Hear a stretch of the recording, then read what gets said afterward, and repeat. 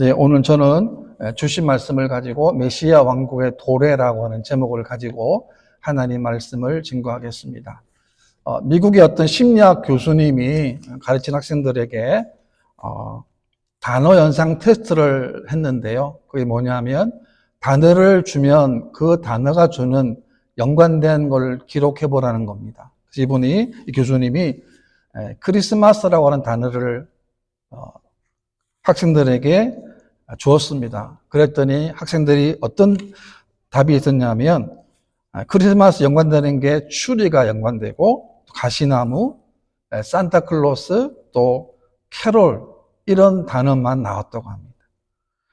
예수 그리스도는 나오지 않았다고 합니다.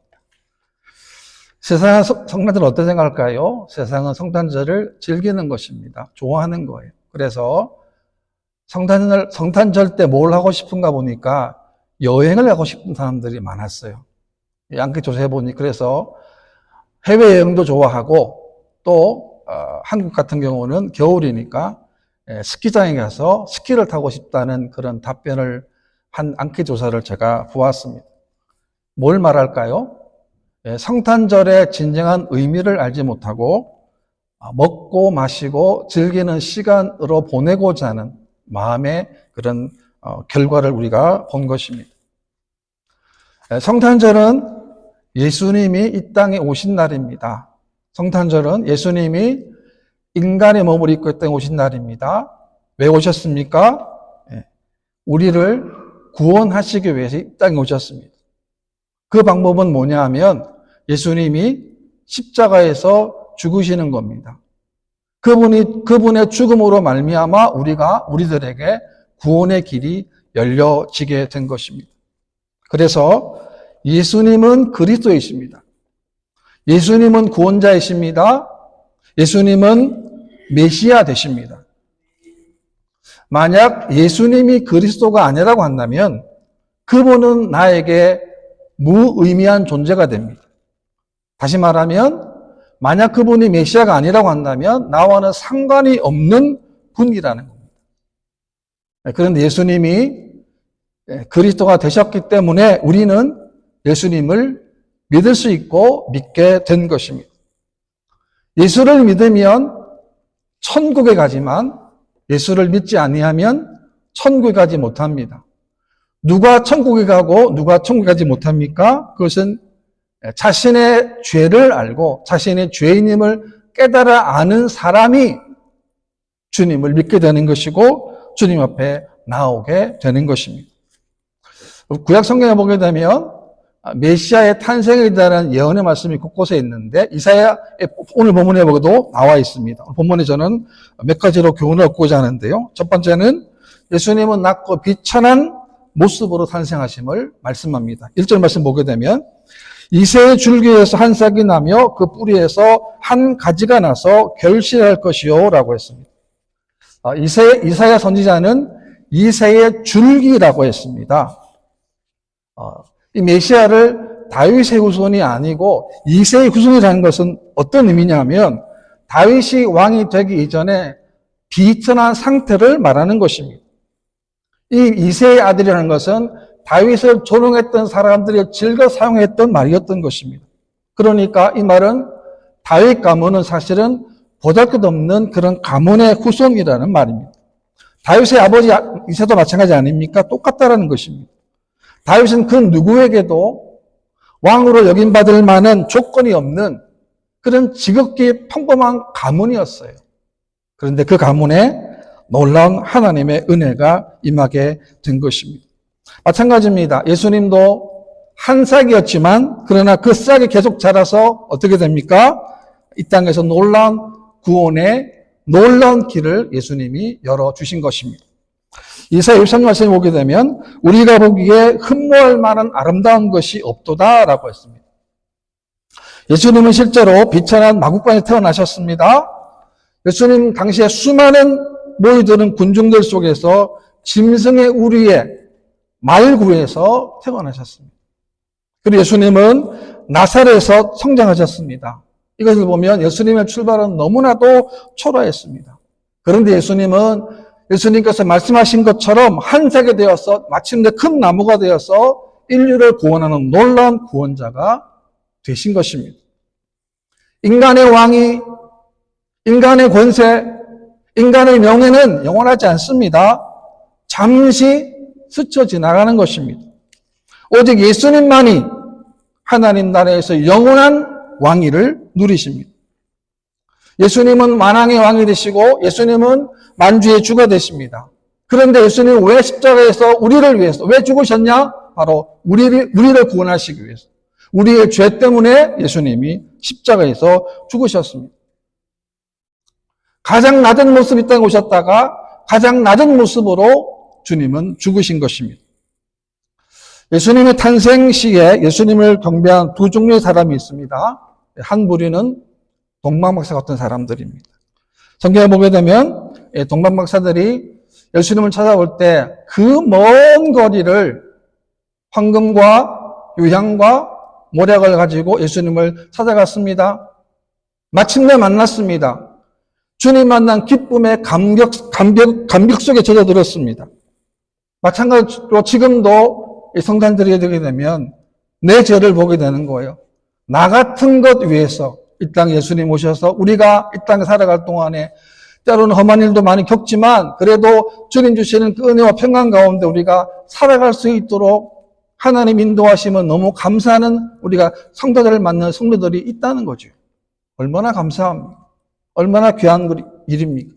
또 한 부류가 있습니다. 그것은 헤롯 같은 사람들이.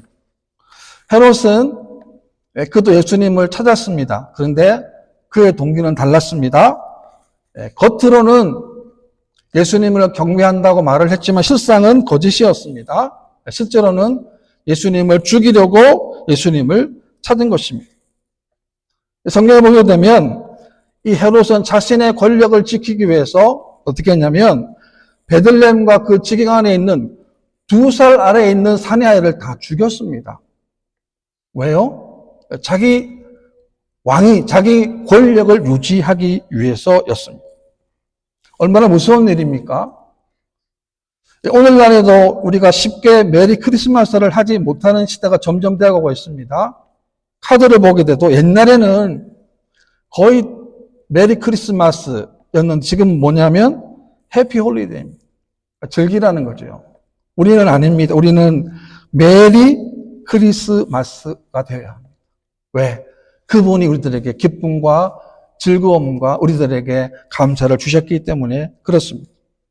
우리가 성탄절을 통해서 특별히 우리가 지난 한 해 동안에 어떻게 살아왔는가, 어떤 모습으로, 어떤 낮은 모습으로, 어떤 겸손한 모습으로 살아왔는가를 우리가 한번 우리 자신을 뒤돌아보아야 하는 것입니다. 예수님 비유 가운데 씨 뿌린 비유를 보게 되면 똑같은 씨를 뿌려도 밭의 상태에 따라서 그 결과는 너무나 달랐습니다. 똑같은 씨여도 길가밭이거나 돌짝밭이거나 가시밭일 경우에는 똑같은 씨를 뿌려도 열매를 맺을 수가 없었습니다. 열매를 거두던 밭 오로지 좋은 밭이었습니다. 좋은 밭에서만, 좋은 땅에서만 좋은 열매를 맺게 되었습니다. 그럼 가만히 생각해 보면 안 좋은 밭에도 처음부터 열매를 안 맺은 것은 아니었다는 거죠. 점점 자라는 도중에 문제가 생겼습니다. 어떤 문제냐면 염려, 걱정, 세상의 유혹, 세상의 욕심이 들어와서 그것 때문에 열매를 맺지 못하게 된 것입니다. 누가 8장에 보게 되면 좋은 땅에 있다는 것은 착하고 좋은 마음으로 말씀을 듣고 지키어 인내로 결신하는 자니라 라고 했습니다. 여기 착하다고 하는 이 헬라어 단어가 칼레라고 하는 단어를 썼는데 이 칼레라고 하는 단어는 뭐냐면 돈벌이나 낮은 차원의 성취에 몰두하지 않고 숭고한 일을 획득하는 일에 열심한 태도를 의미하는 것입니다. 그러니까 이 말이 뭐냐면 말씀을 듣는데 그치지 아니하고 그 말씀을, 그 시험을, 그 고난을, 그 고통을 인내로 견뎌낸 자가 좋은 열매를 맺게 됨을 말씀하는 거예요. 여러분, 인내로 좋은 열매를 맺으려면 반드시 필요한 게 있습니다. 그게 뭐냐면 낮은 자세여야 한다는 사실입니다. 높은 자세가 아닙니다. 말씀을 들을 때도 마찬가지입니다. 우리가 어떤 마음으로, 어떤 계획으로, 말씀을 듣는가에 따라서 우리 마음속에 어떤 열매가 우리가 맺혀지게 된다는 것입니다. 그 다음에 두 번째는 예수님의 능력은 여호와의 영이 강림하심으로 된 것임을 말씀하고 있습니다. 다윗을 보게 되면 다윗도 평범한 목동에 불과했지만 그가 언제 변했는가 성경에 보게 되면 사무엘상 16장에 나오는데요. 그가 기름을 받을 때였습니다. 사무엘상 16장에 보게 되면 사무엘이 기름 뿔병을 가져다가 그의 형제들, 다윗 형제들 중에서 다윗에게 부었더니 이날 이후로 다윗이 여호와의 영에게 크게 감동되니라라고 했습니다. 물론 다윗의 심성도 좋은 사람이었지만 그러나 다윗에게 기름을 받는 그 순간부터 하나님의 영에 크게 감동된 삶을 살았기 때문에 그는 놀라운 일을 했습니다. 놀라운 예언자였습니다. 군인이었습니다. 음악가였습니다. 탁월한 통치자였습니다. 이스라엘의 가장 강력한 통일을 이끄는 왕이 될 수 있던 비결이 뭐냐? 그것이 바로 그에게 하나님의 성령님이 임했다는 사실을 성경에서 말씀한 거예요. 예수님 보십시오. 가장 낮은 모습으로 이 땅에 오셨지만 가장 귀한 인생을 사셨습니다. 가장 강력한 인생을 사셨습니다. 어떻게 가능했습니까? 바로 성령의 기름 부음이 있었기 때문에 가능한 것입니다. 2절입니다. 그의 위에 여호와의 영 곧 지혜와 총명의 영이요 모략과 재능의 영이요 지식과 여호와를 경외하는 영이 강림하시리니라고 했습니다. 놀라운 일 아닙니까? 예수님 만왕의 왕 되신 예수님께도 하나님의 성령님이 강림하셔서 이렇게 놀라운 일을 하셨음을 말씀한 겁니다. 그러니까 이 말이 뭐냐면 성령님의 영향력이라고 하는 것은 우리가 올바른 선택을 하는 도덕적인 능력뿐만이 아니라 지혜와 이해력의 정신적 능력까지도 영향을 미치게 됨을 말씀한 겁니다. 지혜와 총명형이는 뭐냐면 모든 지식을 적절하게 사용할 능력을 공급하시는 걸 말하고 또 모략과 재능의 영이라고 하는 것은 우리가 올바른 분별력, 올바른 판단력을 수행할 능력을 말하고 있고 또 지식과 여호와를 경외하는 영이라는 것은 뭐냐면 택한 백성들을 메시아로 이끄는 능력을 말하고 있는 것입니다. 사전 10절을 보게 되면 하나님이 나사렛 예수에게 성령과 능력을 기름 붓듯 하셨으며 그가 두루 다니시며 선한 일을 행하시고 마귀에게 눌린 모든 사람을 고치셨으니 이는 하나님이 함께 하셨음이라 라고 했습니다. 하나님이 예수님께 성령과 능력을 기름 붓듯 부어주신 거예요. 왜? 너무나 귀한 일을 해야 하기 때문에 그렇습니다. 이 말은 곧 우리들에게도 마찬가지입니다. 어떤 적용이 필요합니까? 오늘 우리들에게도 절대절명의 과제는 뭐냐? 우리가 하나님의 성령으로 충만함 받는 거예요. 이게 무슨 말이냐 하면 우리에게는 이미 우리 안에 하나님의 성령님이 계셔요. 문제는 뭐냐? 계시긴 계시는데 그 성령님이 충만하지 않다는 거예요. 그러니까 세상에 넘어지는 거예요. 유혹에 넘어집니다. 쾌락에 넘어지는 거예요. 왜? 하나님의 영으로 충만하지 못하기 때문입니다. 초대교회를 보게 되면 구제 문제 때문에 교회가 어려움을 겪게 됩니다. 그때 어떤 사람을 세웠냐면 첫 번째가 뭐냐면 성령으로 충만한 사람입니다. 사람을 세울 때 그 사람의 어떤 온전함, 외적 지식이 문제가 아닙니다. 첫 번째가 뭐냐? 하나님의 성령으로 충만한 사람이라고 하는 것입니다. 뭘 말합니까? 사람을 볼 때도 영적인 논이 먼저 우선시 되어야 한다는 거죠. 에베소 5장 말씀에도 보게 되면 술 취하지 말라 이는 방탕한 것이니 오직 성령으로 충만함을 받으라라고 성경은 말씀합니다. 이 말씀이 뭐냐면 성령에 의해 지배를 받는 삶을 살라는 거예요. 우리가 잘못 오해할 수 있는 게 뭐냐면 이 성령의 부분을 종교적인 영역, 영적인 영역에 국한시킬 수 있다는 겁니다. 그렇지 않습니다. 우리의 모든 전체, 감정, 의지, 모든 그 전체가 다 하나님의 성령의 지배를 받고 통제를 받는 삶이 뭐냐? 그것이 바로 성령 충만의 삶이 되는 것입니다. 그분이 우리를 통해서 일할 수 있도록 우리가 그분께 우리를 내어드리는 것, 그것이 뭐냐? 그것이 바로 성령 충만한 삶이 되는 것입니다. 삼손을 보게 되면 삼손도 나귀 특별로 1,000명을 죽일 정도의 괴력 가진 소유자였습니다. 그 누구도 감당할 수 없는 사람이었습니다. 그러나 이런 괴력 가진 삼손이었지만 하나님의 영이 그를 떠나게 되자 힘을 잃어버리게 되고 나중에는 블레 사람들에 의해서 눈이 뽑히게 되고 맷돌을 돌리는 비참한 수치를 당하게 됩니다. 왜 하나님의 영이 떠났습니까? 그가 하나님의 말씀을 경시했기 때문에 그렇습니다. 여러분, 우리가 하나님 말씀을 경시했다는 말은 다른 뜻이 아닙니다. 하나님 말씀을 듣기는 듣고 알긴 하지만 그러나 자기 마음대로 살아가는 거예요. 결국에는 삼손이 하나님이 금한 일을 계속하다가 그의 힘을 잃어버리고 비참한 종말을 구하게 된 것입니다. 들리라고 하는 여자의 유혹이 계속됨에도 불구하고 정신을 차리지 못한 것입니다. 정신을 차리고 보니까 두 눈이 뽑힌 거예요. 정신을 차리고 보니까 맷돌을 돌리는 거예요. 우리는 그 이전에 돌이켜야 하는 것입니다.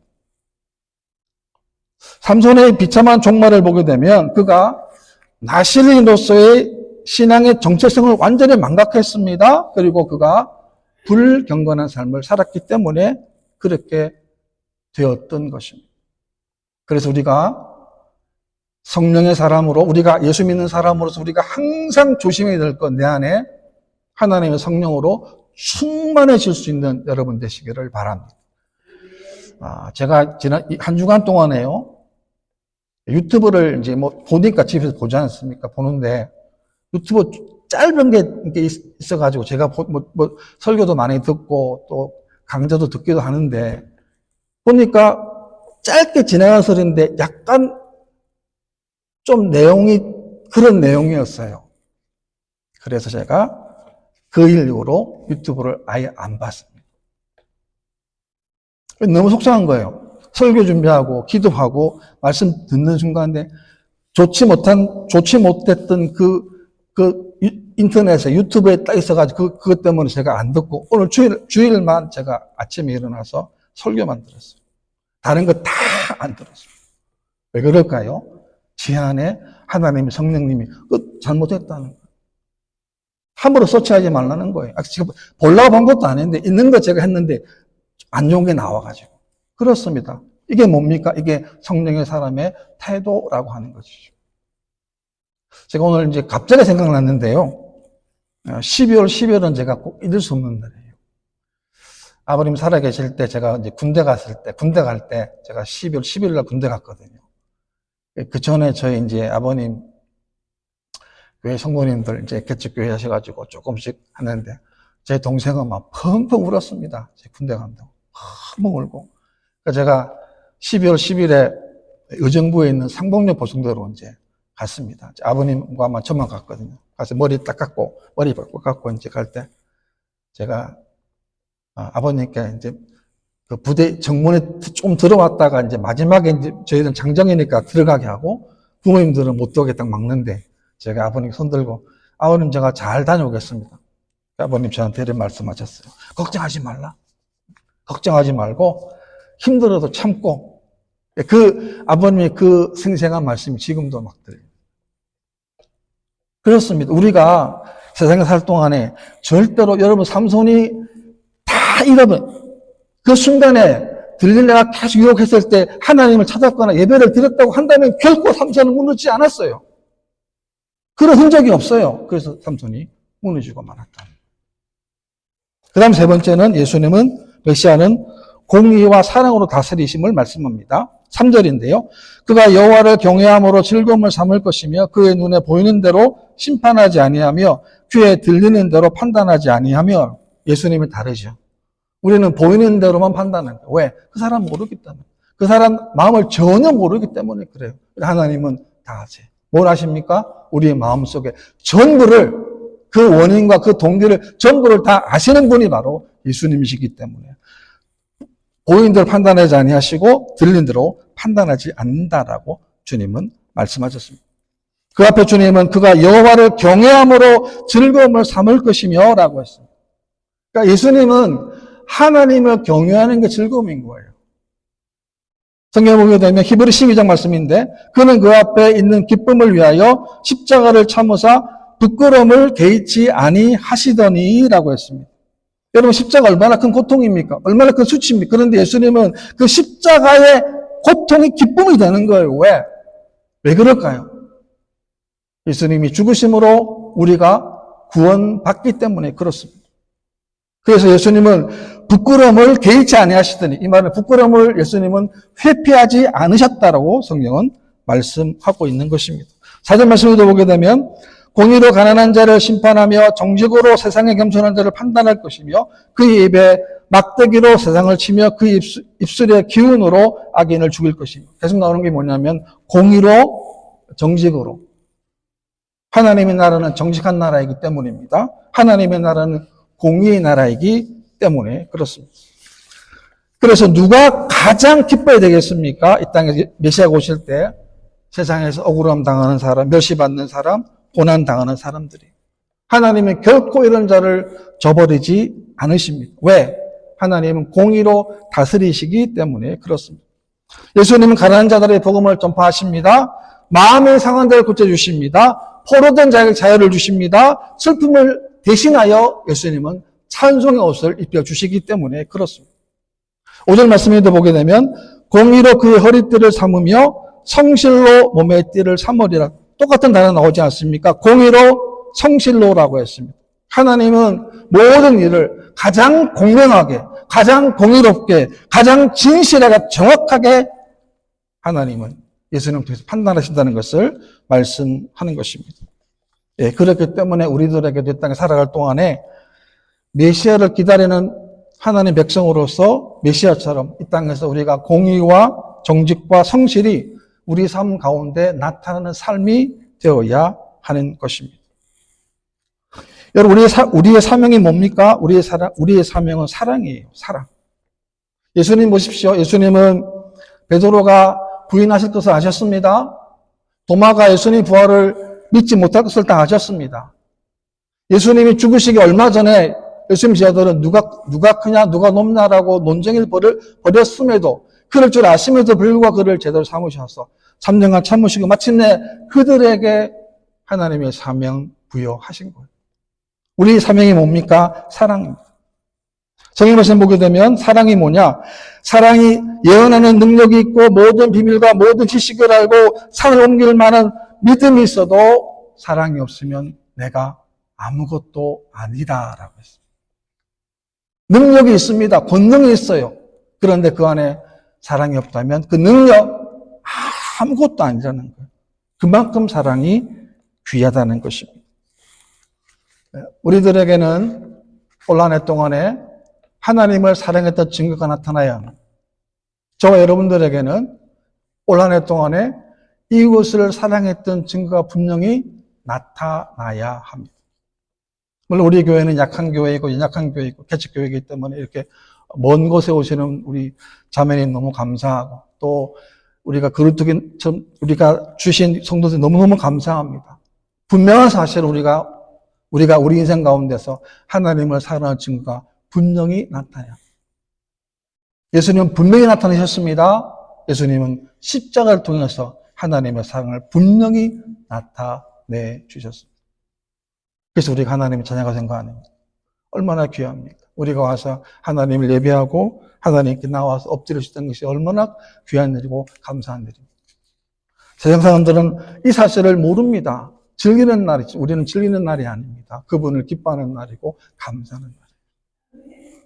우리 남은 생에 또 이런 믿음으로 승리하는 저와 여러분 되시기를 주님의 이름으로 축원합니다.